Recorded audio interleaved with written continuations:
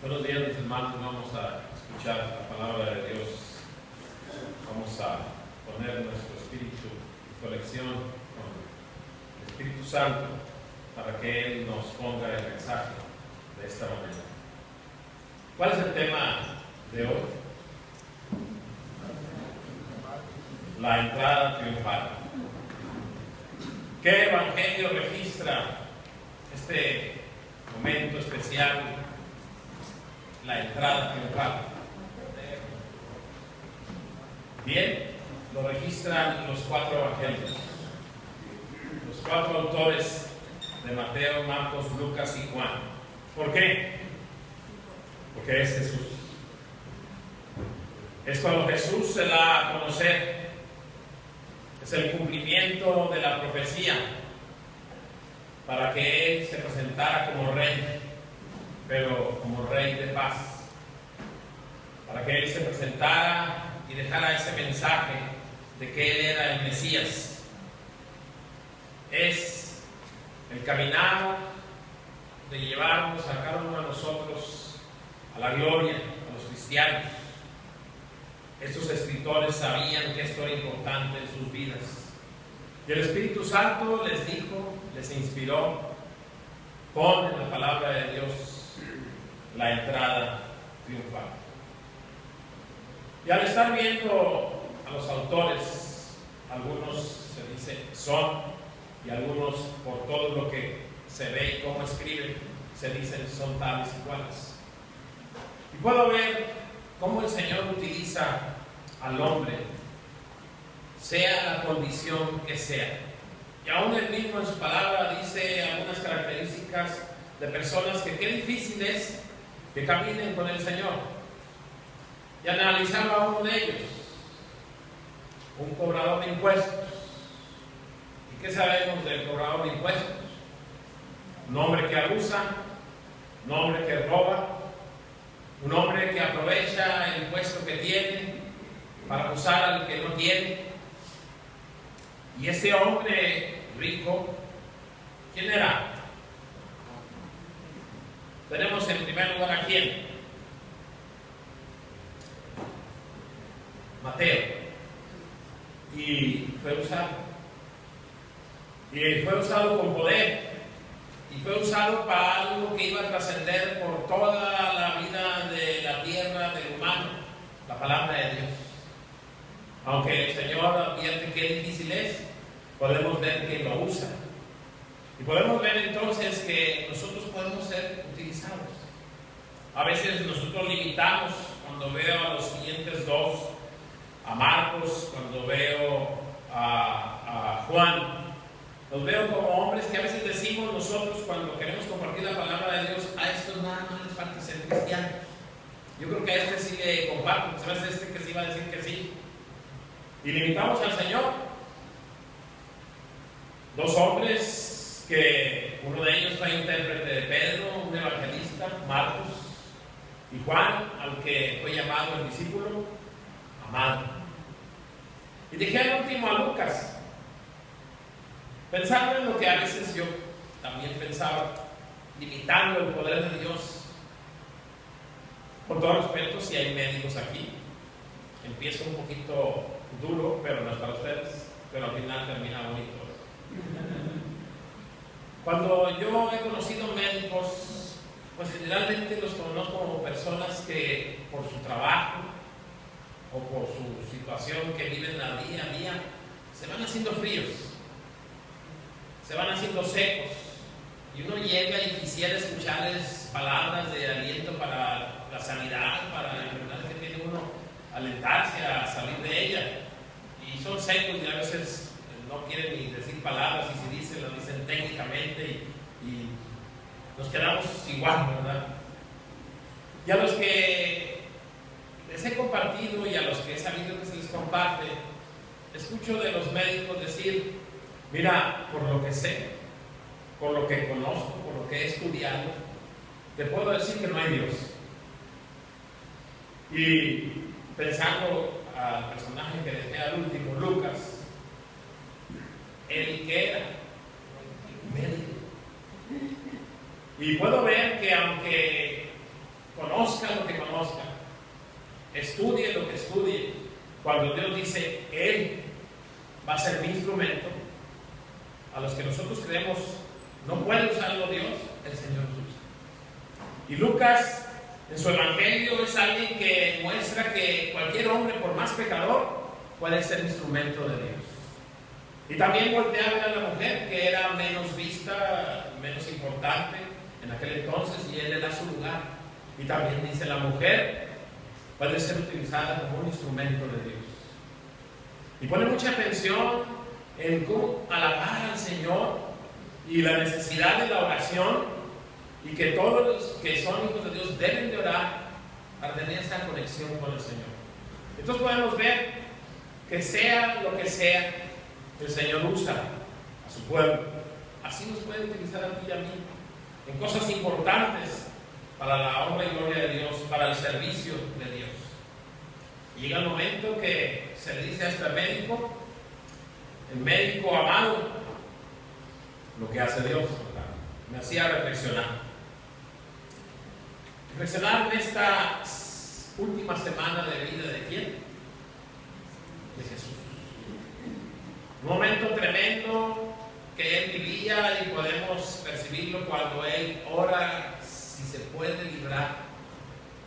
Podemos ver ese momento cuando Él suda sangre de que estaba viviendo lo intenso de lo que Él iba a pasar por ti y por mí. Una semana que nosotros llamamos la Semana Santa. Y cuando la escuchas o la ves en el calendario, ¿qué viene primero a tu mente? Posiblemente vacaciones, posiblemente un viaje, posiblemente un arreglo en la casa. Y Jesús. Cada día de esa semana meditas en lo que hizo Jesús, o nada más los 30 minutos de ahorita. El Señor requiere de ti que te acuerdes, que reflexiones, que agradezcas, que le adores. Jesús, el que incuestionablemente se presentó como Rey, no como muchos pensaron, y no como muchos ahora moldeamos a Jesús a la manera nuestra. Yo puedo hacer esto, puedo dejar de hacer esto, puedo no, y ahí vamos condicionando a Jesús. No nos equivoquemos. Este Rey no es Rey de esta tierra, es Rey del universo, es Rey que tiene normas, maneras y formas limpias, puras y perfectas. En el versículo 1 de la lectura dice que había una necesidad de Jesús de llegar ¿a dónde? A Jerusalén. Y reflexiona en esa palabra, una necesidad. Cuando Él le viene esa necesidad de ir, ¿está pensando en quién? ¿Qué pasó por su mente? Pasó tu persona. Tú y yo pasamos por su mente. Y todas las generaciones de los que somos sus hijos. Y por eso tengo que ir a cumplir. Es por ellos, es para su salvación. Quería alcanzar ese clímax de su amor para cada uno de nosotros. Llevarnos a ti y a mí a la salvación. Por eso en estos días, a donde vayas, hermano, a donde vayas, piensa en Él como Él pensó en ti. Jesús, el creador de todo cuanto existe, dueño de las criaturas, llegó a este lugar ¿cómo? Caminando y caminando. No tenía un medio de transporte, y hasta ese detalle del caminar lo estaba haciendo ¿por quién? Por ti, por mí.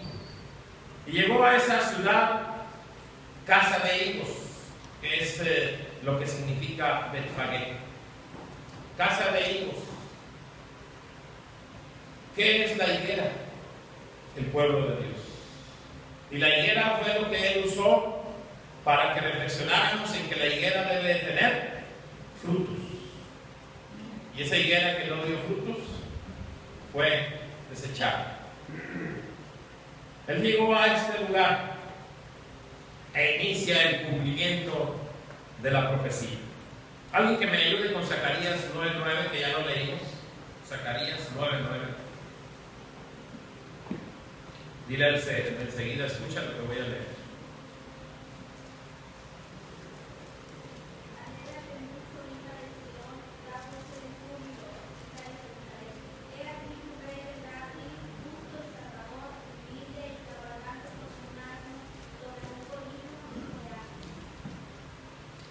$520 años antes de Cristo se escribe esta profecía. 520 años después, ¿qué sucede? Se cumple. Puede haber sido un año antes, puede haber sido 10,000 años antes. Nosotros no podemos ir menguando o quitándole verdad o diciendo tal vez no, porque el tiempo pasa. Puede ser mucho o poco, pero lo que dice el Señor se cumple. Y esta profecía se cumplió. Podemos ver en este versículo que Jesús envió ¿a quién?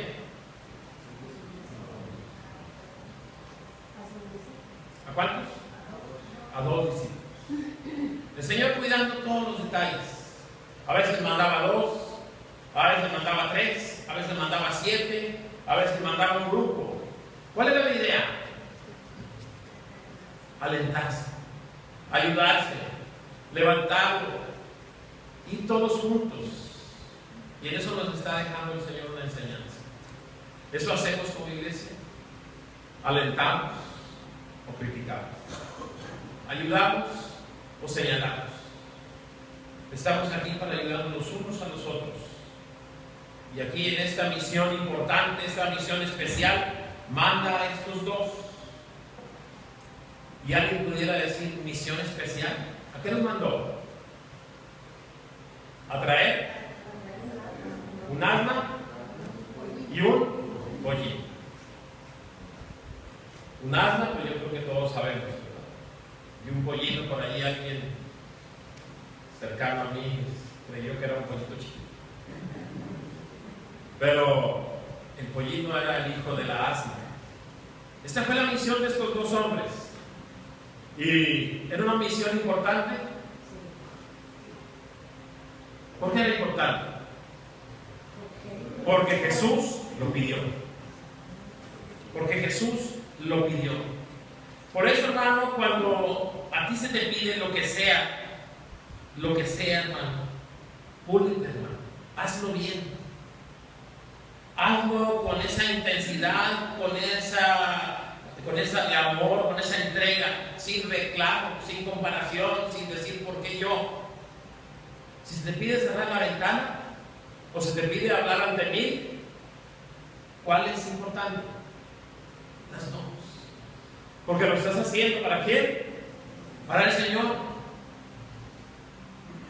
No mengues tu trabajo, no cedas. No voltees a ver quién lo hace. Hazlo y no importa quién lo haga y no, porque lo está pidiendo el Señor. Y ellos fueron y lo hicieron. Hermanos, el Señor no merece menos. Ninguna tarea que tú tengas, por más pequeña que sea, es importante. ¿Por qué? Porque es para nuestro Señor. Y ojalá alguien, lo que sea en su interior, haya dicho amén. Versículo 3. Solo Jesús puede decir, ¿qué dice ahí? El Señor lo necesita. Yo si los mando aquí a media cuadra y les digo que entren a esa casa y le digan a la persona, Daniel Ríos Prince se lo necesita, ni diciendo el nombre posiblemente y dice que, pero lo estaba diciendo ¿quién? Jesús. La autoridad de Jesús. Solo Dios puede ser reconocido aunque esté presente y aunque esté ausente a la vista. Y así lo entendió aquel hombre y obedeció. El yo soy sabemos que Él es ¿quién? Dios. Solo Dios puede ser obedecido cuando Él ordena. Cuando Él dice se va a hacer, se hace, se cumple. Y se cumplió. El Señor es una expresión que confirma yo soy Dios. Que las corrientes, los pensamientos equivocados no confundan nuestra mente. Jesús es el Señor, Jesús es Dios. Y es el que habló, es el que ordenó y se hizo. La pregunta, ¿es nuestro Señor? Pregúntate tú, ¿es mi Señor? ¿Es mi Rey? Y si lo es, entonces pregúntate, ¿le obedezco? ¿Atiendo a lo que me dice? ¿Tiene autoridad sobre mí? ¿Respeto su autoridad? ¿Reconozco? ¿Le adoro y le sirvo? Ojalá también haya aménes. El Señor pide de nosotros, ¿qué cosa? Como hijos, obedecer. ¿Obedecer qué? Orar, ministrar, servir, trabajar.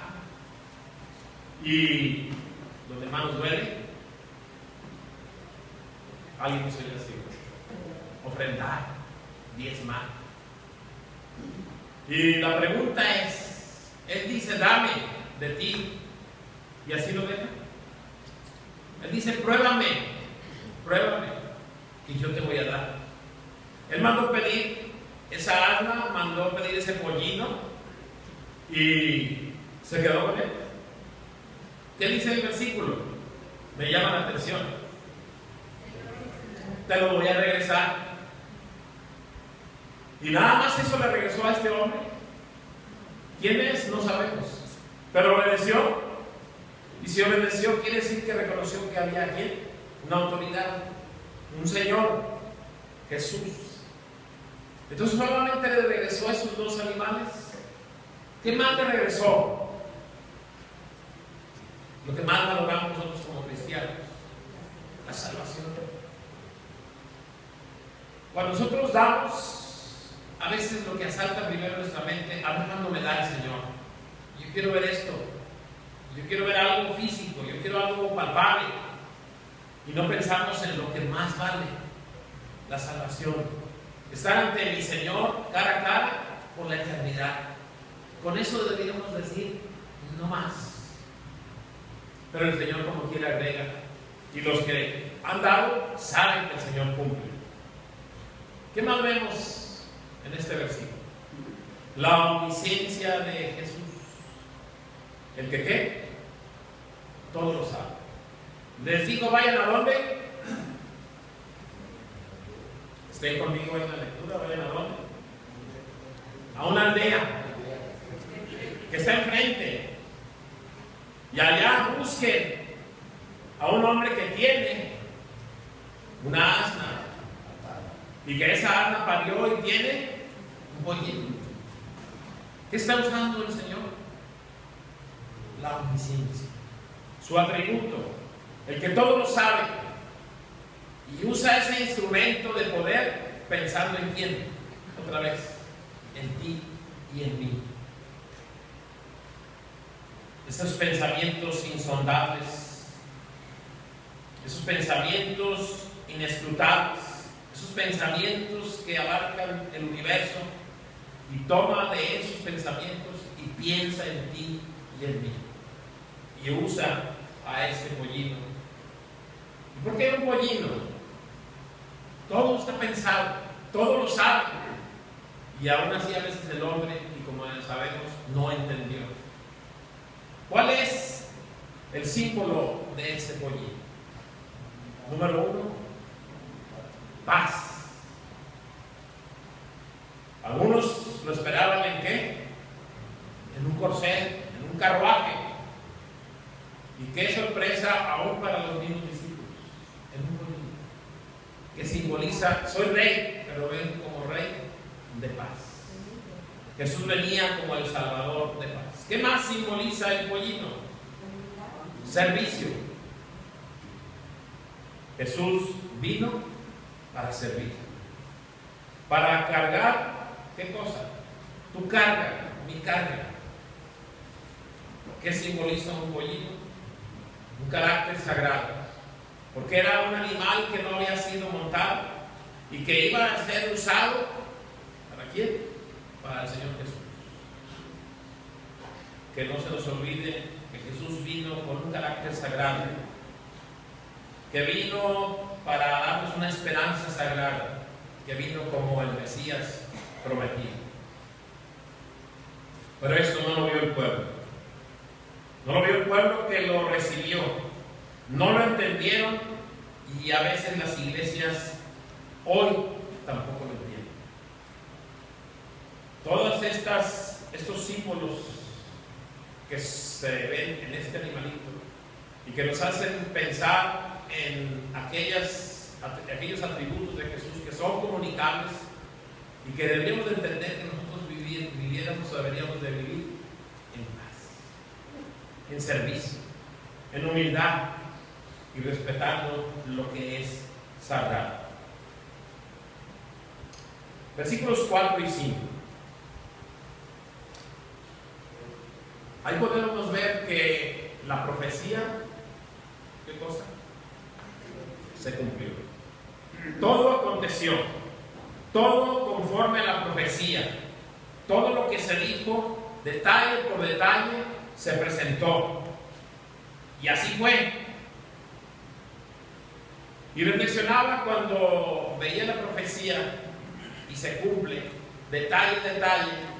Veía más adelante en este libro de Mateo, en este evangelio, pero allá en el capítulo 25, versículos 31 al 46, que ahí hay otra profecía. ¿Cuál? La segunda venida. Es tremendo lo que dice ahí. Viene Jesús acompañado de sus ángeles, pero ahora viene como juez. Y lo primero que va a hacer es traer a quién? A todas las naciones. Y ya que estén presentes todas las naciones, las va a separar. A su izquierda, los cabritos. A su derecha, las ovejas. Y volteará a ver las ovejas y a uno por uno le irá diciendo: tú hiciste esto, a este, a este, a este, y en cuanto a estos le hiciste esto, lo hiciste a mí. Y dará el premio mayor. ¿Cuál es? La salvación. Estar con Él, alabando y glorificando su nombre. Pero luego volteará a su izquierda. Y lo primero que les dirá a los de su izquierda: apártense, malditos, porque no hicieron esto y esto. Y su caminar va a ser lloro, crujir de dientes, dolor, tristeza, amargura. Pero lo más triste de todo es que no conocerán a su Creador. Y eso atormentará día a día. Y recordarán que alguien, algo les dijo: hay un Dios. Y muchos, dicen, de las iglesias estarán ahí. Porque el amor se enfriará. Iglesias que han cerrado, iglesias que van a la baja, pero hay otras que están creciendo, que el Señor está bendiciendo. ¿De qué lado estamos nosotros? ¿Del lado derecho? Del lado izquierdo. Pero estemos donde estemos, así como a detalle se cumplió esa entrada triunfal, así se va a cumplir cuando el Señor Jesucristo venga por segunda vez. Y como les digo a algunos de mis compañeros, bueno, si no me crees, ahora que muramos, nos vamos a dar cuenta quién tenía la razón. Pero ya va a ser tarde para los de la izquierda. Por eso valoremos, por eso démosle valor a la entrada triunfal, démosle el valor a todo lo que el Señor Jesús hizo. No solamente esta Semana Santa, sino todos los días de nuestra vida. Versículos 6 y 7. Lo resumo en una sola palabra. ¿Cuál ponemos, hermanos? Ayúdenme. Versículos 6 y 7.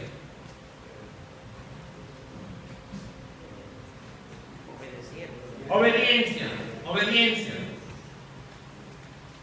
Y remarco que dice ahí, y lo hicieron como Jesús les mandó.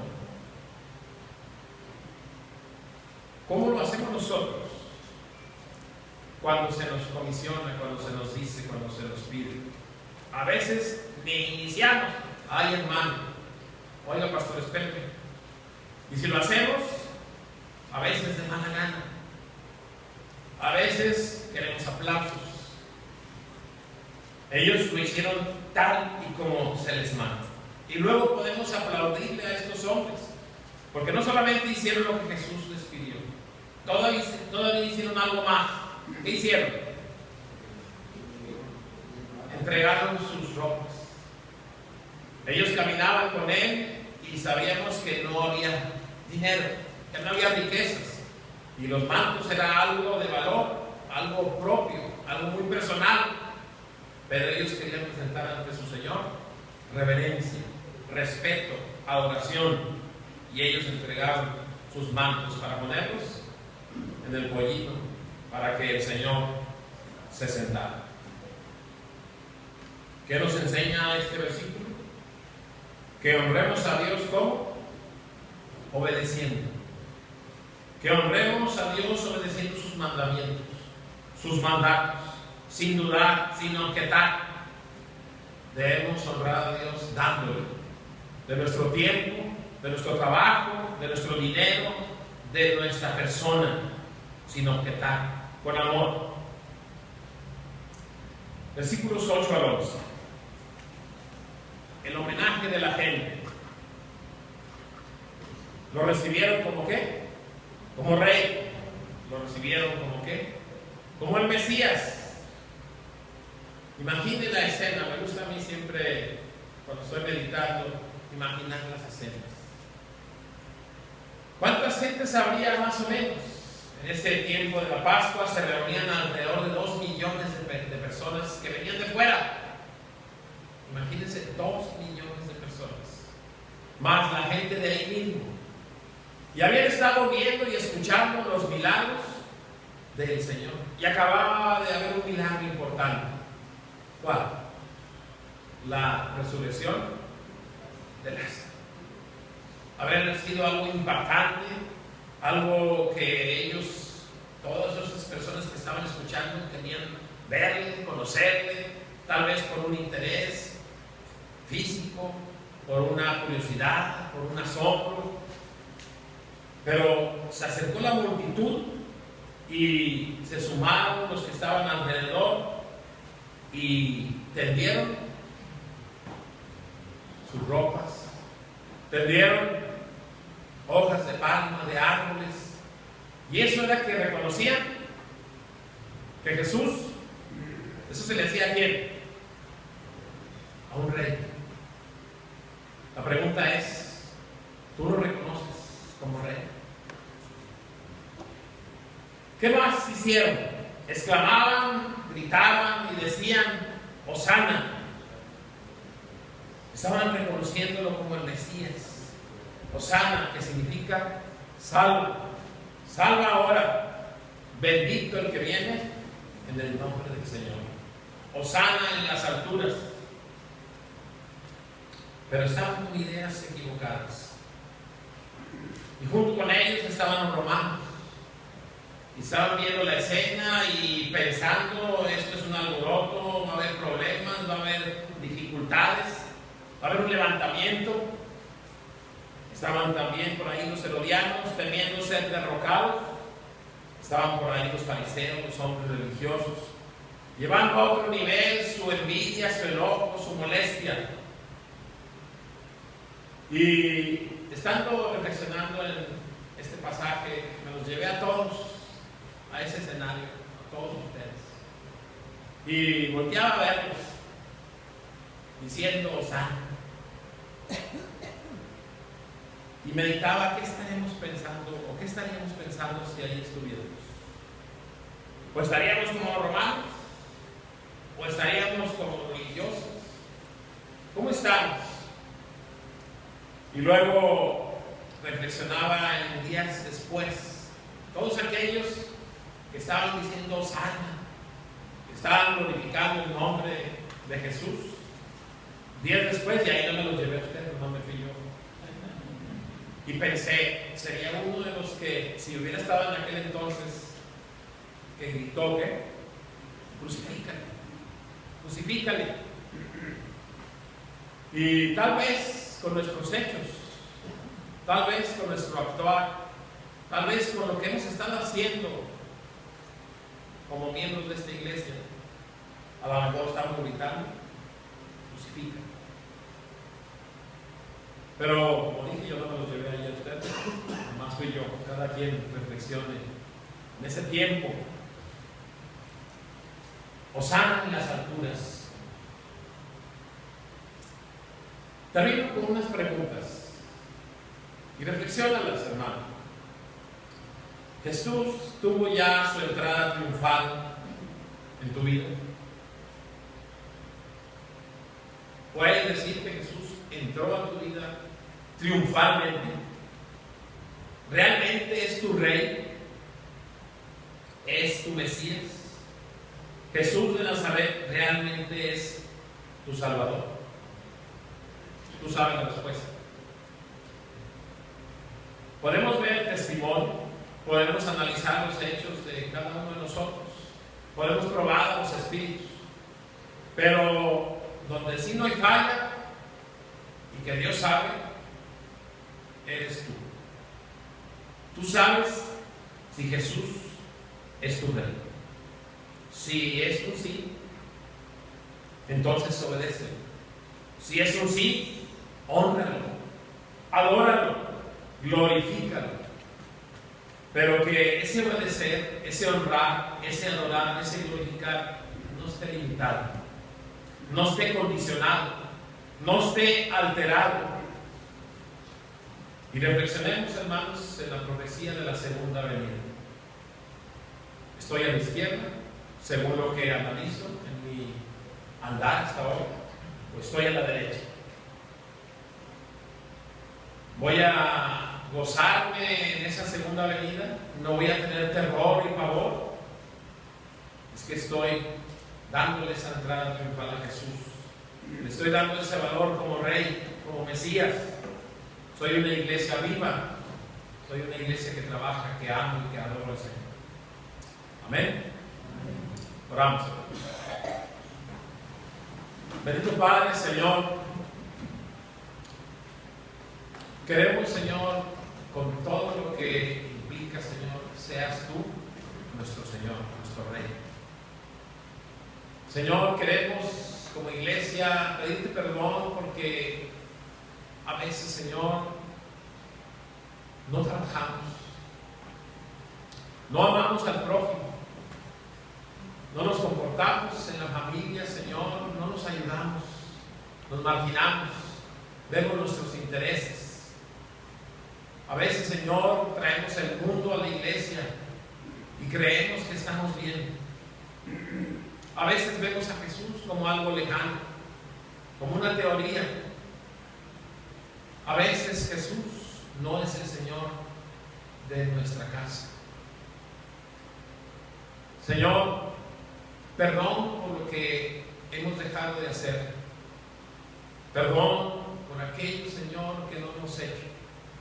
Perdón, Señor, por aquello que hemos hecho, Señor, y ofende a la obra. Contrista al Espíritu Santo.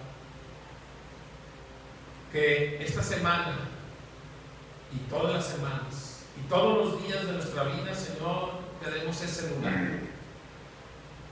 Tú entraste triunfalmente. No menguó nada de tu triunfo. Nosotros fuimos los que nos equivocamos. Tú entraste con humildad para darnos una lección. Tú entraste en paz. para darnos, Señor, un entendimiento, gozo, de tranquilidad. Tú entraste como el Mesías, pero entraste como Rey. Que no se nos olvide, Señor, acatar tu voluntad en el cada día, Señor. Amén. Y te damos gracias, Señor, por tu bendita palabra. En Cristo Jesús. Amén.